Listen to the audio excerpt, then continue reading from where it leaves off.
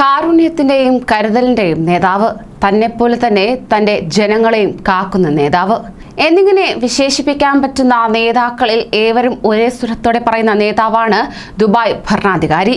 ഇപ്പോഴത്തെ സമൂഹ മാധ്യമങ്ങളിൽ ചർച്ച ചെയ്യപ്പെടുന്ന ഒരു വീഡിയോയാണ് പറയാൻ പോകുന്നത്. നമസ്കാരം, പ്രവാസി മലയാളിയിലേക്ക് സ്വാഗതം. പ്രവാസി വാർത്തകൾക്കായി ഈ ചാനൽ സബ്സ്ക്രൈബ് ചെയ്യും.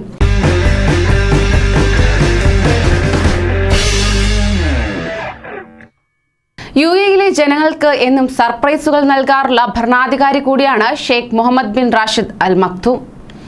പൊതുസ്ഥലങ്ങളിൽ അപ്രതീക്ഷിത സന്ദർശനങ്ങൾ നടത്തുന്നത് അദ്ദേഹത്തിന്റെ പതിവ് രീതിയാണ്.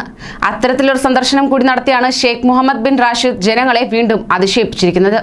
വാരാന്ത്യത്തോടനുബന്ധിച്ച് സാധനങ്ങൾ വാങ്ങാനായി ഒരു സൂപ്പർ മാർക്കറ്റിലെത്തിയവരാണ് തങ്ങളുടെ ഭരണാധികാരിയെ അമ്പരപ്പോടെയും ആശ്ചര്യത്തോടെയും നോക്കി നിന്നത്.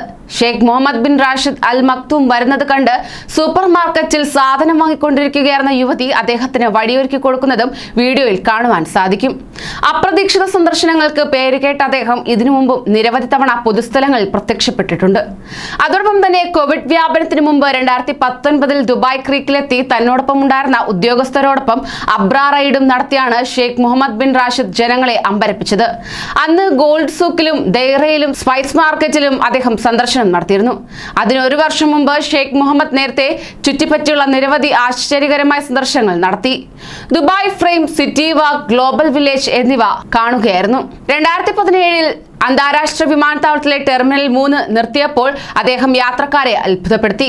ആ വർഷത്തിന്റെ അവസാനത്തിൽ സ്കൂളിന്റെ ആദ്യ ദിവസം പോലും അദ്ദേഹം വിദ്യാർത്ഥികളെ സന്ദർശിച്ചു. ഇത്തരത്തിൽ നിരവധി സർപ്രൈസ് സന്ദർശനങ്ങൾ നടത്തി തന്റെ ജനങ്ങൾക്കിടയിലേക്ക് എത്തിച്ചേരുകയാണ് ഈ ഭരണാധികാരി. കൂടുതൽ പ്രവാസി വാർത്തകൾക്കായി ഈ ചാനൽ സബ്സ്ക്രൈബ് ചെയ്യൂ.